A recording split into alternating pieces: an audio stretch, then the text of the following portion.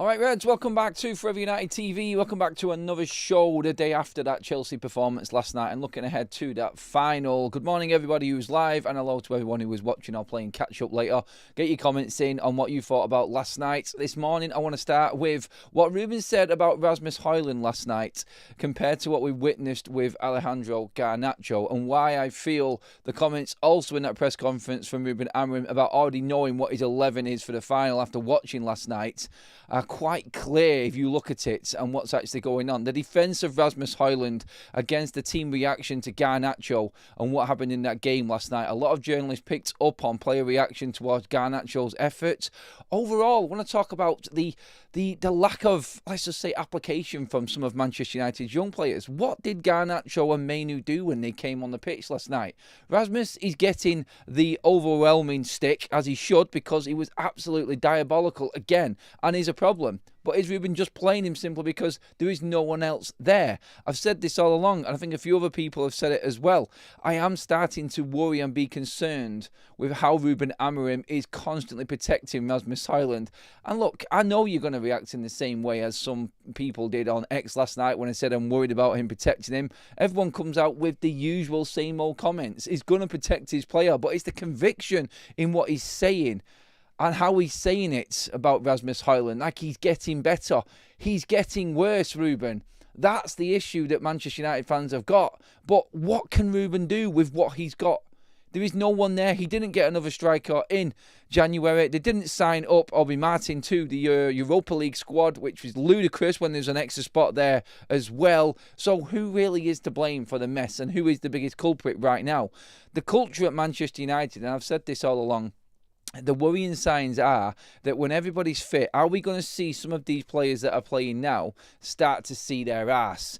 And Ruben's comments on, when asked about the final and the team in the final last night in his press conference, when he said that it is very clear, well, he didn't say it in exact words, but basically saying, look, I think it's going to be easy for me to pick a team going off what I've seen tonight. He's already got a good idea of what he's going to do in the final. I don't see Garnacho starting this game. I don't at all. You've seen the reaction. And what I'm talking about is something that Samuel Luckhurst, who was at the game, picked up on last night. Something I also picked on after watching the goal back. Garnacho's come on off the bench. Again, like I said last night, with the manager's words ringing in his ears, like, prove your point as to what and where you belong.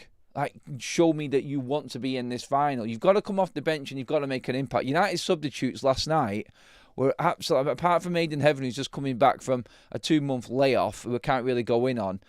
Honestly, the impact that the substitutes had last night was absolutely horrendous. The attitude and some of them and the body language. Look, they can say the right things and Ruben can say the right things about them, but we can all see exactly why probably Ruben Amorim will defend Rasmus Højlund the way he is compared to what's happening and the criticism Garnacho's getting. Garnacho's body language is one of a player that says to me that I should be on this pitch already and I should be playing in this game. It's just what I've seen. Look, and you can say that I'm wrong. You can argue against me if you want and say that this is... I know what I'm watching. I'm watching 2 academy players in this Man United side right now who I'd hoped would have got to grips with what's happening. But my biggest concern was all along, Garnacho was playing because there was no one else available. Ahmad was out, Mount was out, Xerxes was out. There's no one else to play in that 10 role. Christian Eriksen is not good enough, and Bruno Fernandes is trying to cover a big gaping hole that's in our number 8 and number 6 roles right now. So Garnacho's had a lot of games, and he's done better. He's put more effort in. But what about when the question was asked whether you are willing to take a spot on the bench because you're playing for Manchester United? I've been saying this all week. If you're a United player, you're always looking over your shoulder and you're always worrying about someone coming in and taking your place. So you keep on performing. That level of entitlement that's in these players' DNA right now, because they have made it already, and the way that Manchester United look after these players and give them the time and defend them constantly as if this is okay. It's not okay. We're 18th in the league and Manchester United haven't won a game in 8 games in the Premier League. We are literally on the cusp of relegation. This is not good enough. And Garnacho coming on last night showed me the attitude of a player. For me alone, and this is just my own opinion, and I don't care if anybody disagrees, but I want to know what everybody else feels about... Oh, sorry, it's not over. I'm losing it already. I just want to know what everybody else feels about this, because, yeah, the obvious headlines from last night about Rasmus Højlund, and we will get on to him. But the bigger issue is that culture and entitlement and that feeling that you get from the rest of this squad. What did Kobbie Mainoo do last night when he came on? Garnacho, their attitude stinks. Honestly, I just don't get the feeling that United are convinced by these players themselves. If you're the hierarchy, and you've seen Sir Jim Radcliffe, Omar Barada, Jason Wilcox in the stand there last night, watching that game, you don't have to be a coach of the highest level to understand or see or figure out from what you're watching what is wrong with Manchester United. It is an attitude issue. It really is. And this is why I probably think Rasmus Højlund gets defended by Ruben Amorim, because at least Rasmus Højlund will put his body on the line and he will work. And he is. And Ruben said that last night. Still concerning for me that he's saying it with so much conviction like this is okay. It's not. You cannot expect work rate. You cannot expect to have a player in your side that's just going to rough and tumble it a little bit and have no end product for 75 million. I think sometimes Ruben Amorim, I would say, just abuses his position as where he is and uses the players that are already there that he cannot get anything out of in his defence. Like, that's going to go in the summer, and that's when judgment will come on Ruben, like we said before. But you cannot tell Manchester United fans that that is okay. But then again, when you look at the effort that's coming in from some of the other players, that's probably seen as a positive for Ruben Amorim right now. And honestly, when I'm looking at it, and my initial reaction is, again, sick of hearing it. Honestly, I don't care about what work rate he's putting in. That is a standard in football. When you're paid multi-millions every single year, that should be just the basics. And that should be what is expected of you without even questioning it. And so to praise that as a positive, and he's working hard and trying hard, you can understand why United fans are not convinced by Ruben when he says that, and not convinced by Ruben at all. I've put a poll up right now. Would you play a false nine in the final ahead of Rasmus Højlund? 83% of you so far have said yes. That's staggering when it comes to him being an out-and-out striker, the only one we've got right now, and nobody wants him in the side. The problem I've got with Garnacho has been what I've been building up and praising him about, like I've just said, to what his action's going to be, or what his reaction, is going to be once the inevitable happens, which is when people are back, like Ahmad, like Mount, like we seen last night, Ruben basically saying before the game, if they're fit, they're going to play, prove that you should be in this final, and Garnacho sits on the bench behind them, like I've always said he would do. What's your reaction when you come off the bench? How are you going to react to losing your place in the side? Are you going to go out there and fight and be switched on and do everything necessary?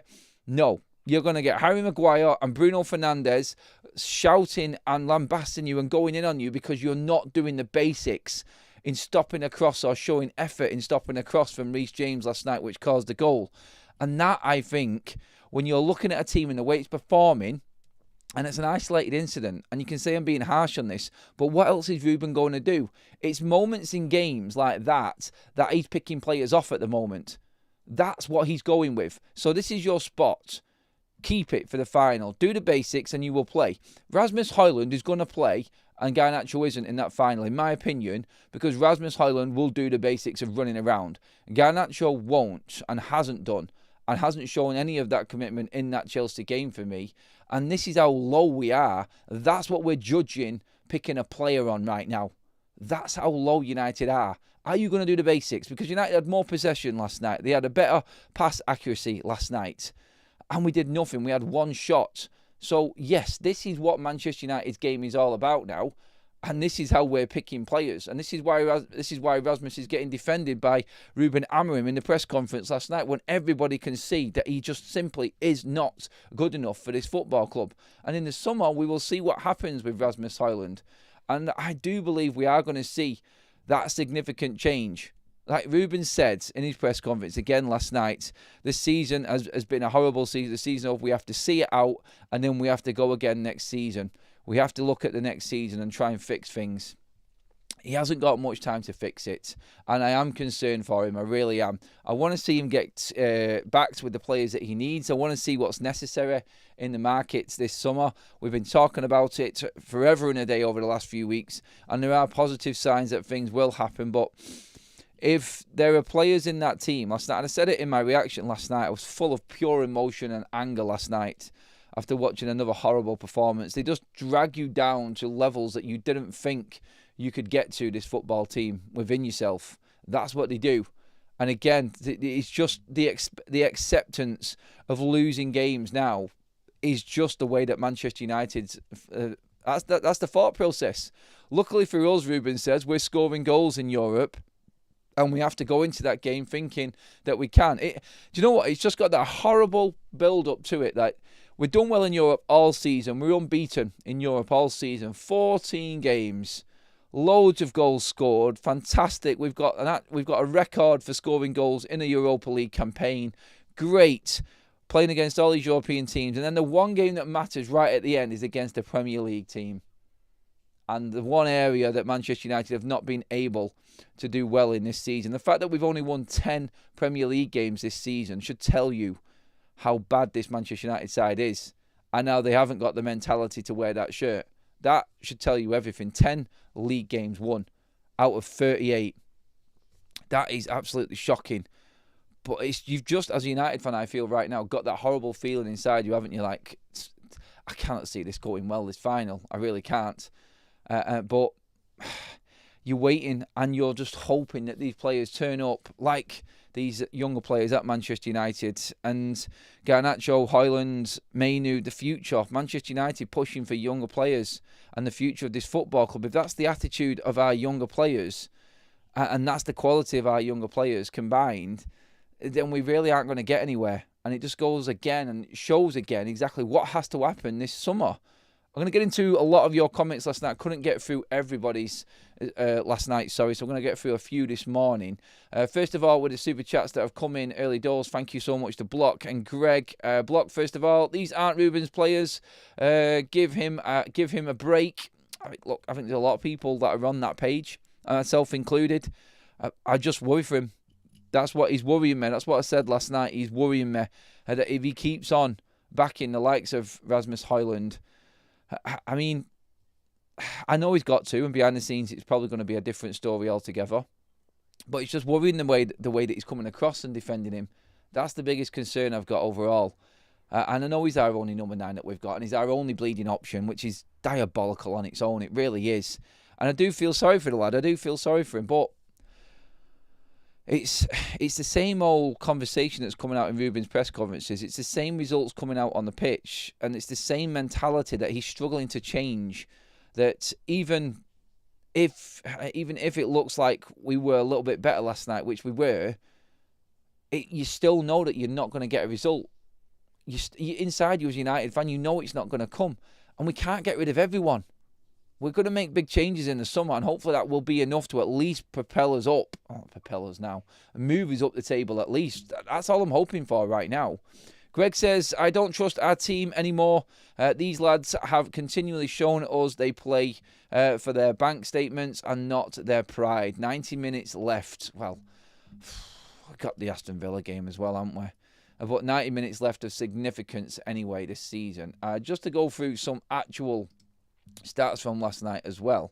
I do want to get into something that Omar Barada said as well, as when he first came into Manchester United, which should really be coming in to action now this summer. So let's just see on that one. Rasmus Højlund last night lost possession 13 times, more than he completed passes, 11. Staggering.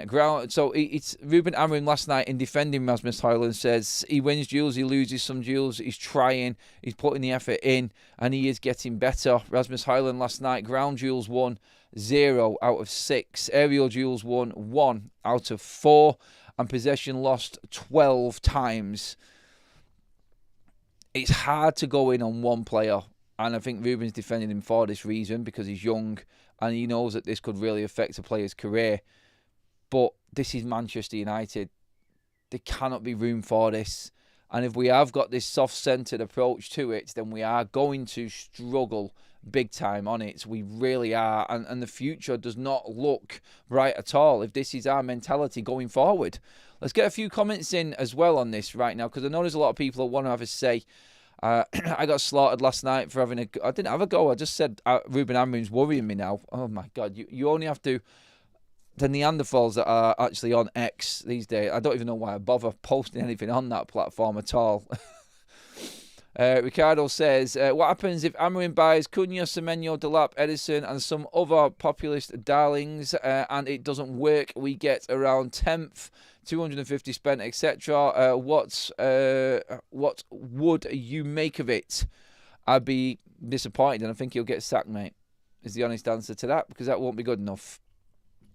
Look, the United need to be in the Europa League. United in European football. If Ruben can't get anything out of these players, now having learned everything about them, and then gets a half a team like you've just explained there into his team next season, the 5-6 new players come in, and we're still in 10th, Ruben Amorim will be sacked. I don't even need to answer that question. I know what will happen. Amorim is not the biggest problem, but he is part of the mistakes. Will he have learned from this season? I think that's what we've got to ask ourselves, isn't it? Will he have learned from this season, like he's saying, and then going into next season, rectify a few things? He needs a lot of help. He needs an awful lot of help when it comes to this squad right now. Unpopular opinion, but a perfect extended pre-season. Now the manager and board have to act on the evidence that these players have shown. It's not an unpopular opinion, Ricardo. It's normal, mate, that. There's nothing unpopular about it, pal. You've banged on the money.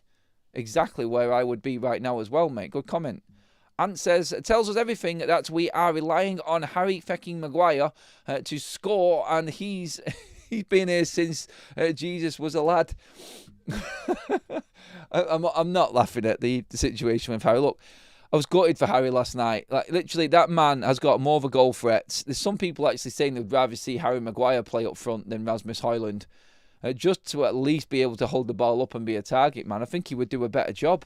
And that's embarrassing that our £75 million striker is behind our centre-back as an option for some fans going into this final. Maguire is great in every position, even goalkeeper. He's the GOAT, says the bias. Cal says, I'm late, but I've been calling for a false 9 for months over Højlund. That guy is pointless. Cal, me and you discussed this as putting Bruno there to get the most out of it. Like, let Bruno use his pace in a number 9. That way we've got cover behind him and we know at least Bruno will shoot. Rasmus Højlund, I can't remember the last time he had a meaningful shot on target. Can someone tell me? He just doesn't hit the target at all. Like, the ball ricocheted off him in that Bilbao game. And that was it. If he plays Højlund, we've no chance. Bullied and acting like a kid. No more excuses. He's 6'3". He should be throwing defenders around. Kobe strolling around. This is the problem that I'm picking up on right now. And obviously, when the dust has settled and you look back on what people have said and you look at reactions from the game, myself last night, I go into my reaction raw from it, and there is a lot of emotion and anger in my voice. I can feel it watching it back. But a lot of the stuff that I said was bang on last night. And I've looked at a lot of what other people have said and reactions to what my reactions were as well. Some don't agree, which is fair. But Garnacho, Højlund and Kobe Mainoo, honestly, I'm happy to sell all three of them, and I'm not even scared of saying that at all as a United fan. I cannot believe that I feel so comfortable in saying we should be selling what is seen as the future of this football club right now. I know the old guard needs to go, and maybe these younger players do need to play alongside better players with a better attitude. But I'm at a stage right now where I just feel like they've already taken and been overcome by a disease, which is Manchester United entitlement with players. That's it. The culture, which is the disease at Manchester United, has already wrapped itself around our younger players. It has. Rasmus in a different circumstance because he's not on massive wages. He's not asking for massive wages. He's working really, really hard. He's putting more effort in than Garnacho and Kobe Mainoo put together. But he's just not got the quality. And that was down to poor recruitment. And everybody's got an opinion on Rasmus simply because he shouldn't be here. Garnacho and Kobe Mainoo, on the other hand, they have seen as the darlings of Manchester United because they've come through our academy, been given the world instantly, and everything's at their feet, and now demanding places in sides, comparing wages to people like Casemiro, who, when he came off the pitch last night, United lost all control of the game in midfield. Again, like the elder statesman holding Manchester United together. As soon as Casemiro went off, bang, United lost all control in the game. We were useless. But that is the biggest concern for me. It's the younger players. Andrew says there has to be a significant change for next season, but will Ratcliffe get rid of at least 10 players? What's the use of bringing in 3 or 4 players in and they are sucked into the squad attitude? It's exactly the same point that I was talking about there, Andrew. Very, very well put, mate.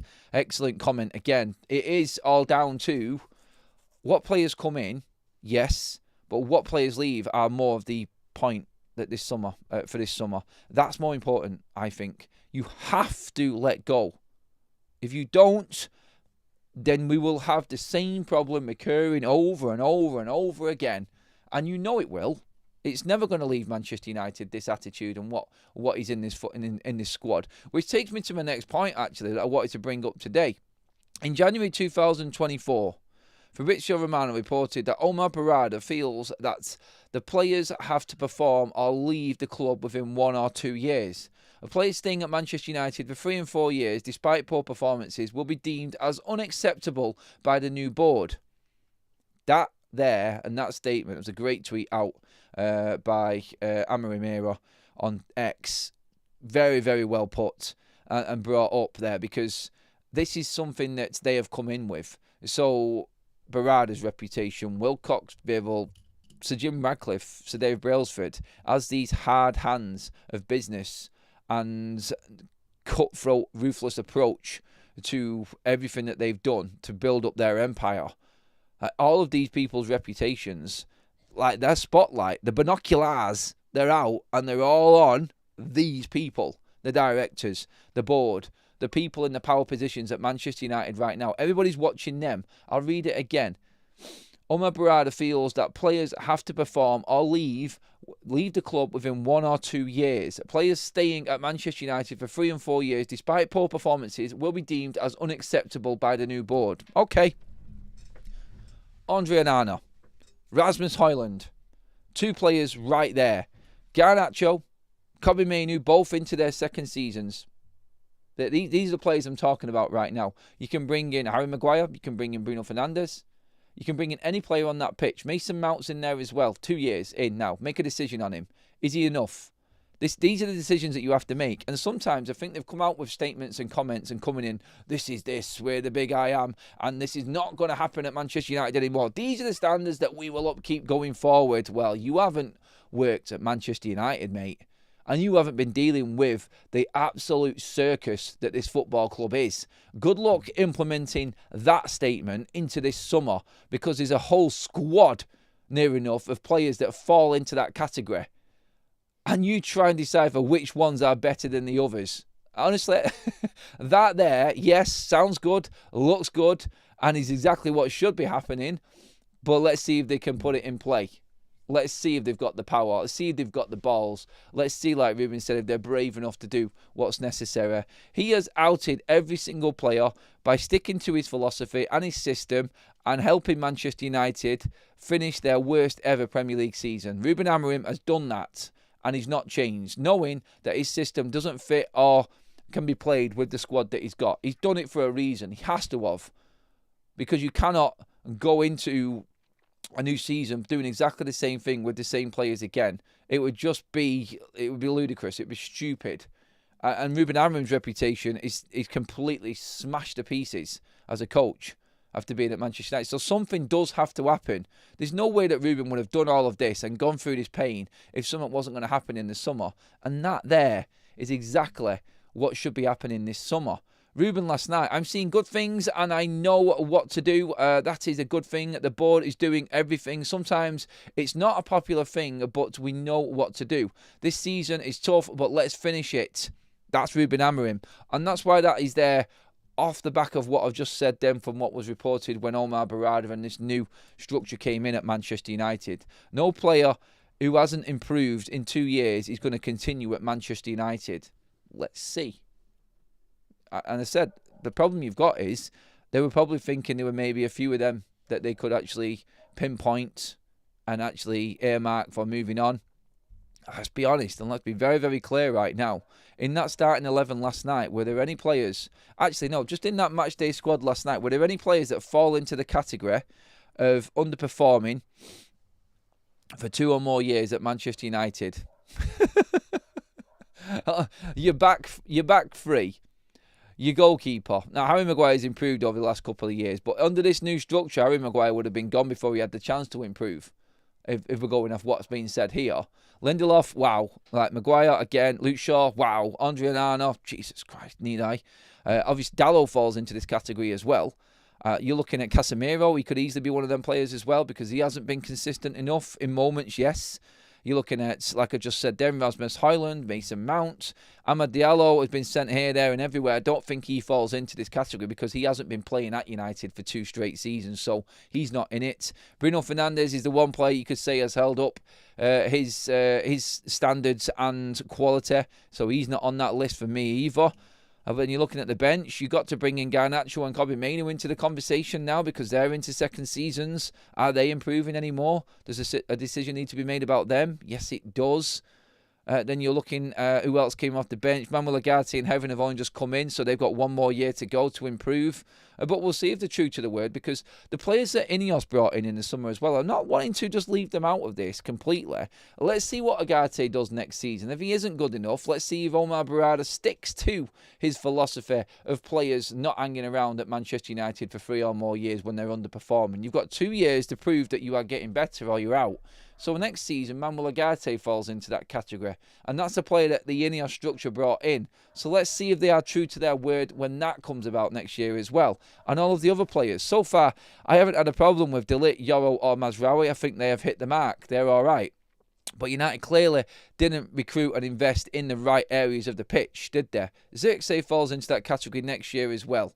And Heaven and Dorgu, obviously, who played last night, have only just been here, 5 months? So we cannot really be going in on them players yet. And that falls into Ruben as well. Ruben hasn't had his players to work with. So judgment should come on Ruben, even though I don't like what he says and I'm worried for him.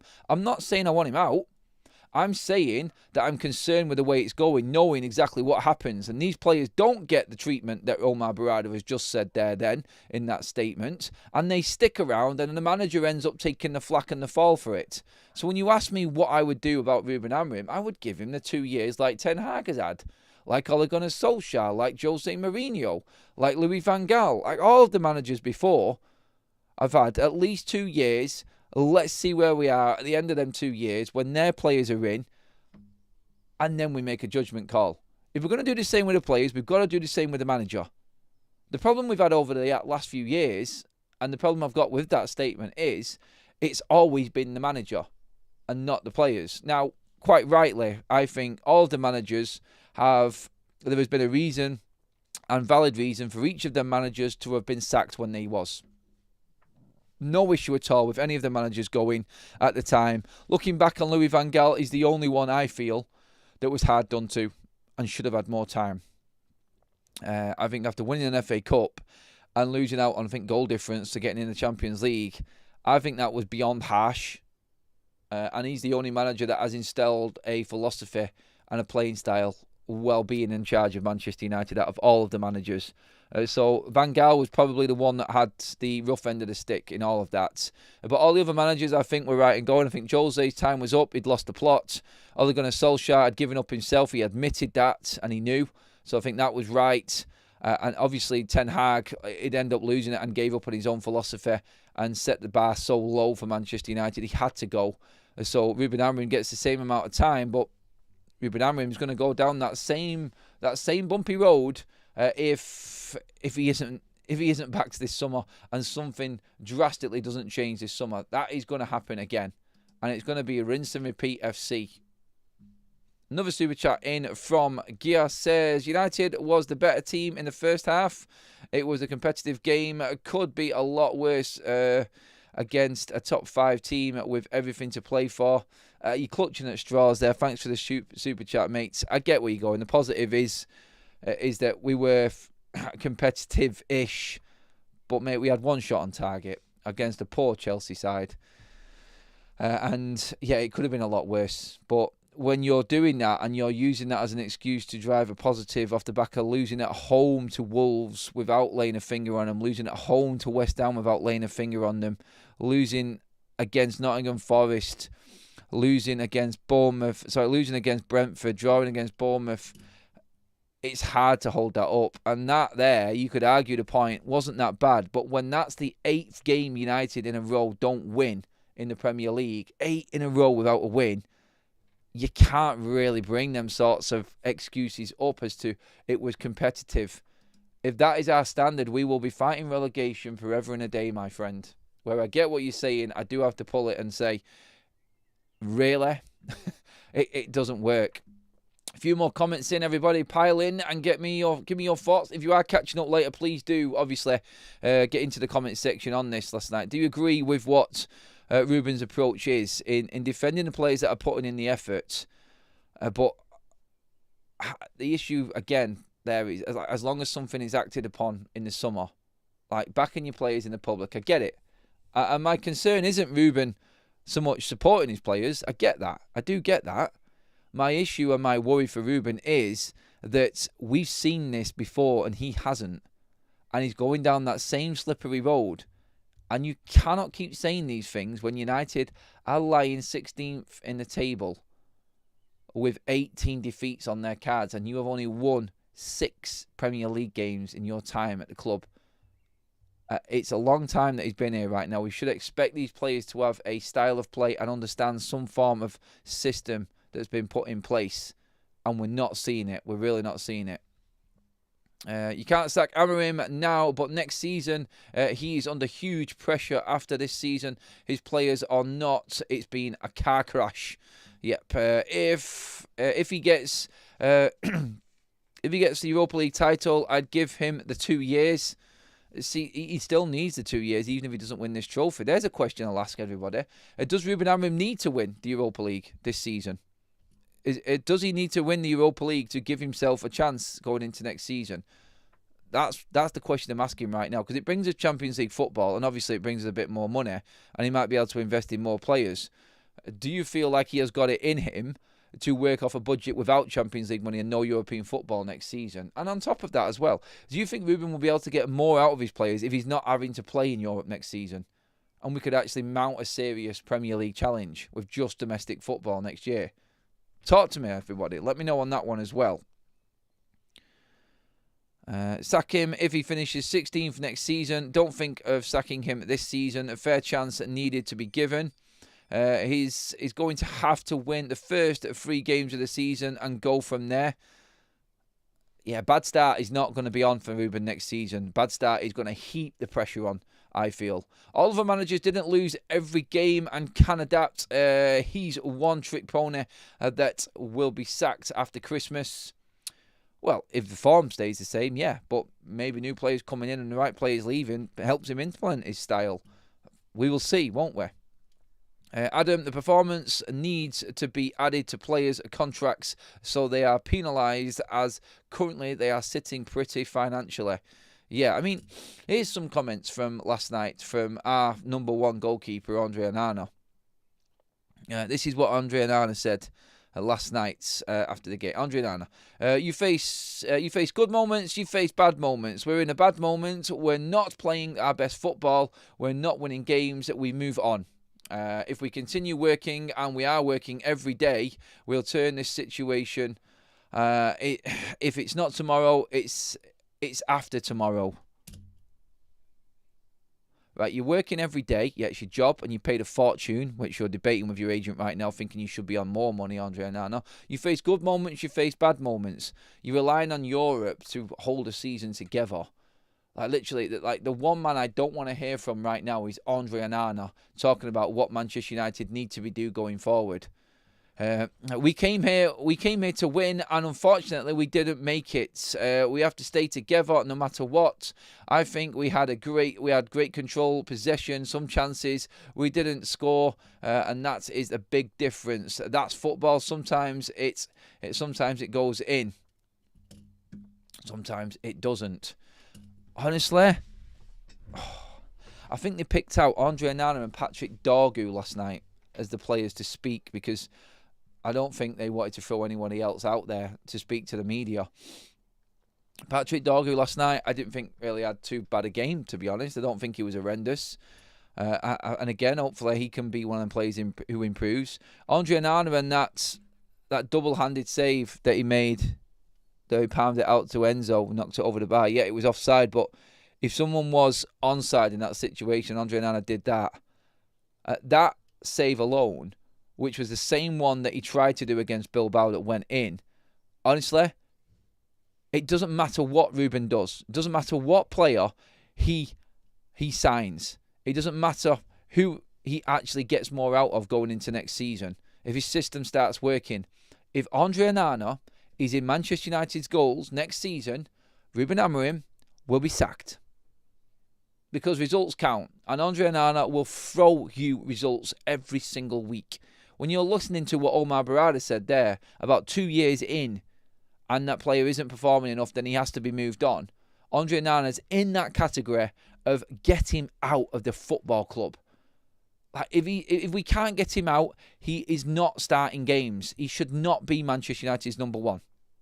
The fact that he came in and didn't take the number one shirt straight away tells you he shouldn't be number one at all. The fact that he's got it on his gloves and not his shirt. Honestly, he is the perfect example of horrific recruitment and wrong mentality. Like, just poor attitude.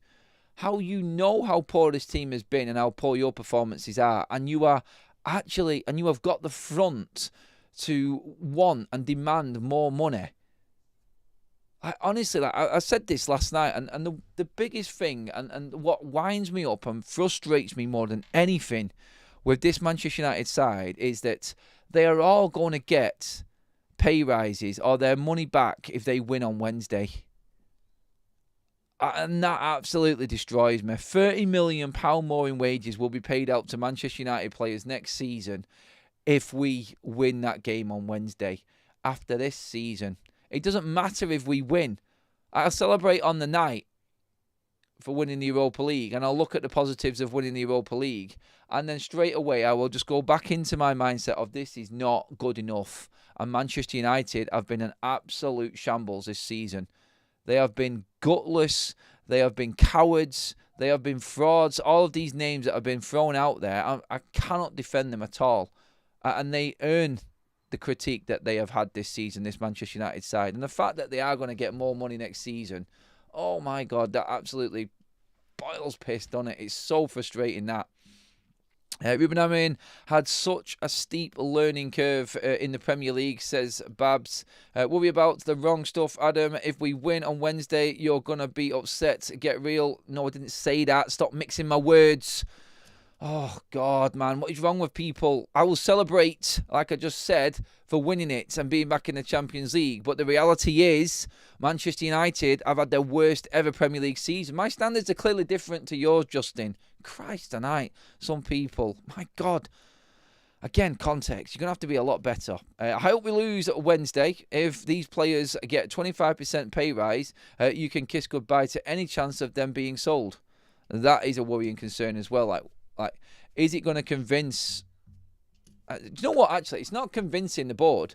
It's not convincing anyone at Manchester United if we win on Wednesday. I don't think. I think they all know exactly where this team is at. But what it will convince is, and will give a big advantage to, is the agents of all of these players. It'll be like that. Woohoo! Cha-ching! Here we go. Let's get into Manchester United now and let's rinse them for our players. We're back in the Champions League. Show me my money. That's basically what he is saying. That's what we're going to be getting this next summer. If the FA Cup against City, we played without a striker, we need to do the same on Wednesday. Højlund can't lead the line. No. Celebrating failure standards are on the floor. This isn't the worst United team. It's the worst player/manager combination ever. This isn't. No, this is the worst ever Manchester United team, MB. 100%.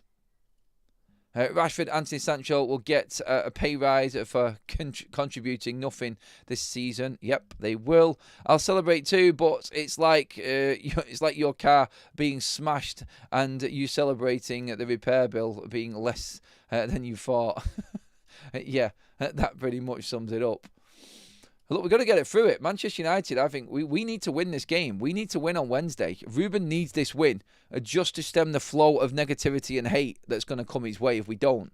I have fear for him, and this is what I've said. I'm worrying about Ruben Amorim simply because if he doesn't win this game, I know what his fan base is going to be like. They're going to go right in on him. I've been defending him, and then you get Muppets who come up in the chat saying that I'm not going to celebrate the final. I'm going to celebrate Manchester United winning the final. I honestly am. And I'm going to be absolutely buzzing about it because I know it just gives us that little bit more time. We are going to win, hopefully. We have to beat Spurs.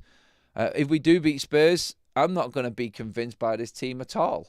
I still want at least 10 of these players out. So I'm going to celebrate for one night these players that have failed us this season, winning us a trophy and getting us into the Champions League. What I'm not going to celebrate and what I am going to keep on with is that them same players that got Manchester United back into the Champions League, that on paper have earned the right to earn more money at Manchester United again on their wages, I am going to want them same players out of the door whether they win this trophy or not. That's what I'm saying. I don't care if they win this trophy. I don't want any of them here still. Honestly, the same players that we're talking about, I was saying that in general there. Let me just be more specific. The same players that we have all spoken about that we know need to leave Manchester United are still going to be there after we win this final next Wednesday. Fingers crossed. And I'm still going to want them out of the door, even if they win this trophy. That's what I'm saying. Celebrate the night. Enjoy the moment. Great for Ruben Amorim. And I feel will definitely help us going forward this summer. Help him, help the club, help everybody. Just get over what has been a shocker of a season. But nobody's minds are changing on what's necessary. It has been a shit season if we win the Europa League. It has been a shocker. And we'll go down still as one of the worst in the club's history. I don't care. That's how I will look at it. Enjoy the moment. Get back to reality the day after. Because there's a big summer ahead. That's it. And I think Manchester United's attitude to it, no open-top bus parade, a barbecue at Carrington, straight out on tour to try and earn money, to try and get some funds in for the transfers going into the transfer window next season. This is how United are looking at it as well. And I think that is the one thing that I'm holding up. Like, we're not celebrating winning the Europa League. We celebrate on the night with no open-top bus parade. There's no presentation for the worst season ever in Manchester United's history. And we get on with the summer straight away. That's all that this next week now is bringing. 1 week left. 1 week left in the season. That's it. And it ends everything. If we've got a trophy at the end of it, it is just pure bonus. Pure bonus for Manchester United. Nothing changes. It's still exactly the same as what it was. Shit. I only want to win because I liked that cup. It looks cool. Says Peter. We all know that this team isn't 16th level, so I will repeat my statement again. This is the worst manager/team United have ever had, not the worst team ever. I will repeat my response to that question. You are clutching at straws, MB. It is the worst team ever, Manchester United, because they are on the pitch and they're representing United. Stop trying to categorise it a different way. It is the worst team ever for the reason that you just said. You just said we all know that they're not a 16th in the league team. So they are the worst team ever because of that. It actually makes it worse in what you say, mate. And so, sorry, MB, I'm going to have to come back at you on that one again, mate. When Højlund gets the ball, his teammates just turn 180 degrees and prepare for the counter-attack. Again, it is like playing with 10 men at the moment with Rasmus Højlund. I don't want to completely slaughter a player on his own. I don't want to completely go in on a player, but we have to talk about every individual performance. Like I said last night, I thought Ahmad last night looked like the only player that could do something with the ball, but I thought he was very average last night. I thought Bruno was shite last night.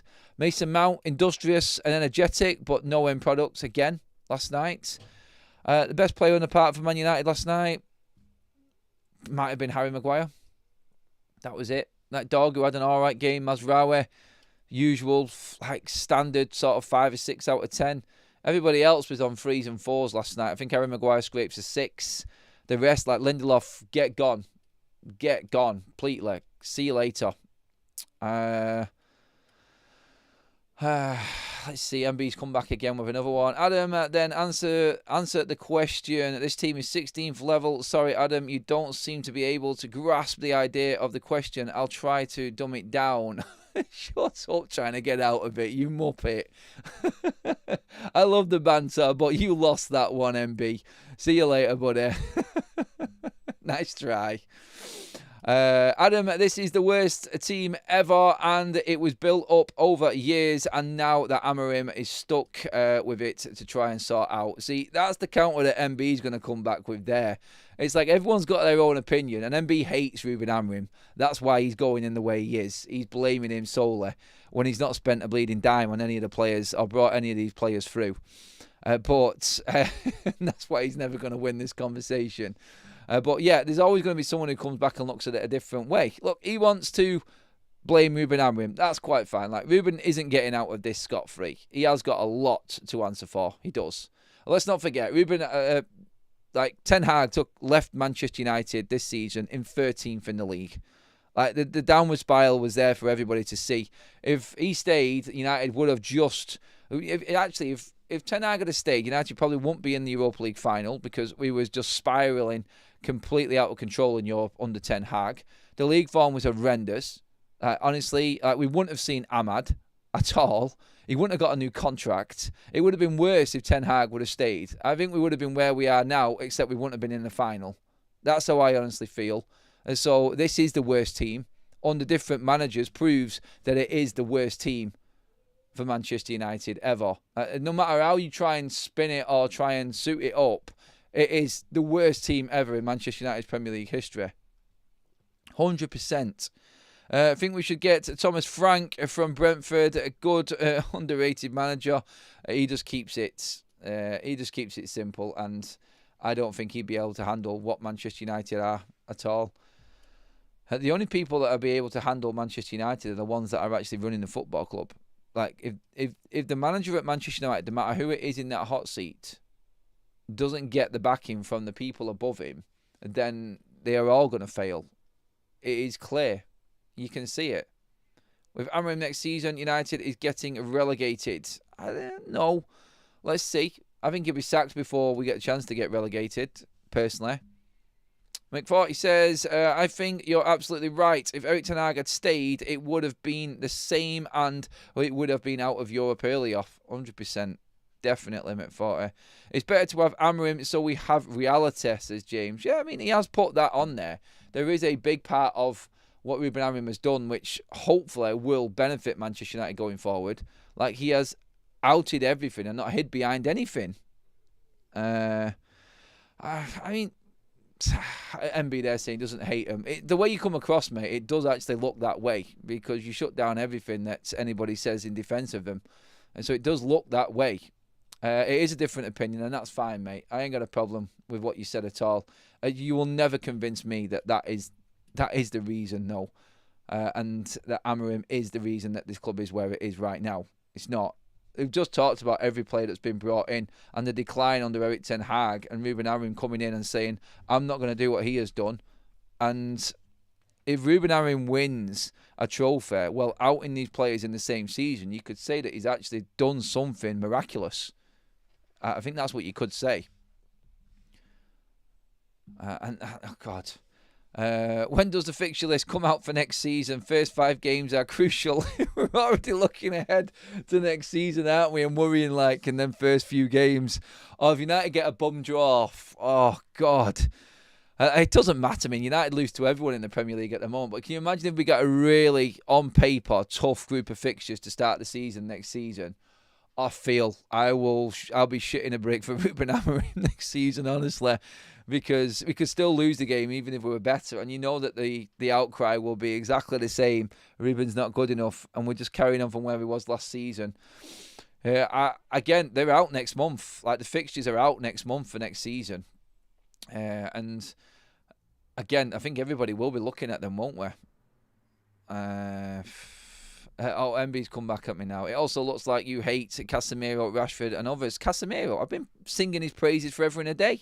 And Marcus Rashford, who went out on the piss, actually went out on the piss and couldn't turn up for training. Yeah, mate, I'll admit it. I hate Marcus Rashford.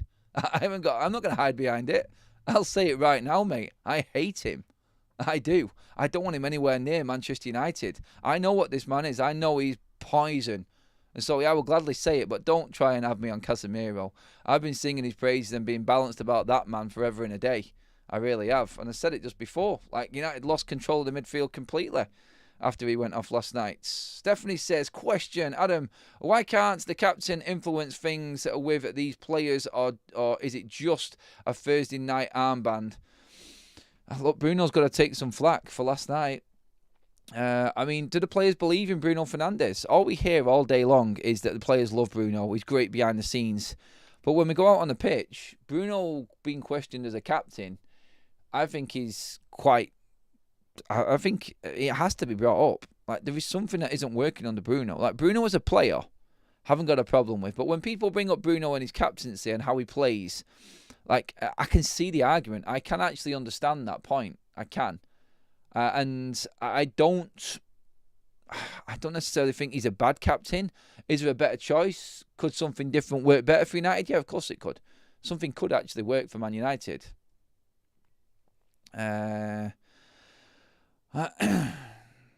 No, can't post them on the screen, MB, mates. They're just going through on YouTube, not on StreamYard, mates. Don't get frustrated by what I'm saying, mate. You know it, tit for tat, mate. If you're going to give it out, you're going to get it back, I'm afraid, buddy. I appreciate your comments, mate, all the time, like everybody else in here. But you're just not going to convince me that this isn't the worst team ever. That was the whole point. It is, in my opinion, and that's what I stick to. And you've got valid points in what you say to try and defend it. Not all, in my opinion, quite valid, but still some. But you're still not going to convince me. That's all I've said, mate. You ain't convincing me that this is the worst team. This isn't the worst team ever. And you are trying to bring Ruben in on that. It's not. This has been the worst team in development. And now it has been classed as the worst team ever this season. It has. Because you cannot finish where you are. You cannot finish where you are in the league and say that it isn't. Because on paper, we are officially the worst ever Premier League Manchester United side. Table never lies. It doesn't. Can't believe Barca wants anywhere near Rashford. Yeah, honestly, I just like, go to Villa. Don't go to Villa, please, Marcus. It's better for you. You don't belong at Manchester United. I am fully behind Ruben Amorim on the Marcus Rashford situation. I really am. It got to a point where it was just like untenable.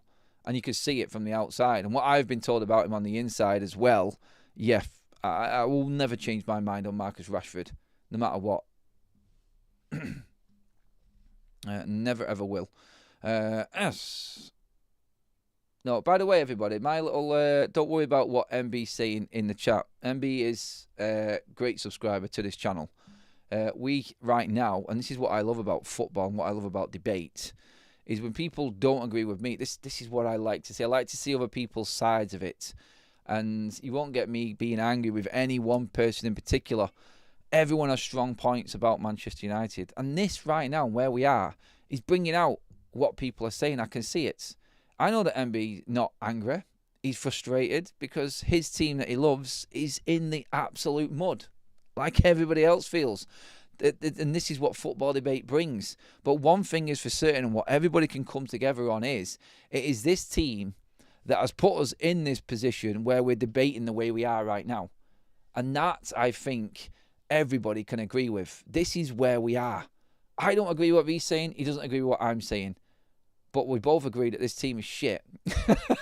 And that is where Manchester United are at right now. The way that we're talking and debating things, and the way that we are disagreeing with each other, and all have different opinions on who is right, who isn't right, who should go, who's worth so much money and whatnot, who should be captain, all of this.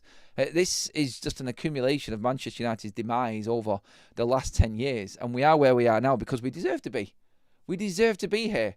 And every fan watching this, or even the neutral fans looking in, are all looking at this and laughing at Man United fans arguing amongst each other. But I tell you what, it has scared the living hell out of them to think that that could happen to their club. Because one thing that's happened to Manchester United is, as well, it's a giant of a football club that has fallen massively off. And I think this scares other fans as well. Like, if this is happening to Manchester United, then this can happen to every single fan base and every club in the world.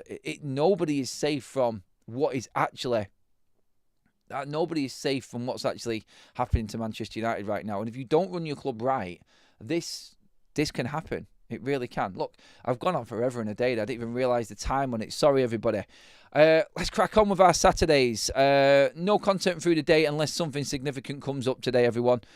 So that's your show for today. We will be back later on this evening with the evening show. I think we just need to let the dust settle now. So go and enjoy your Saturdays, everyone. Have a good day. At least United can't ruin today. At least it's all done for the weekend, and we can look forward to Wednesday now. Thank you, everybody, in the chats. All of your comments have been bang on the money. It is pure emotion at the moment with this football club. It really is. But thank you, everyone, again. Super chatters, everyone involved. I love you all. And, again, we go later on. Put a like on the video if you're enjoying the content. And, of course, make sure that...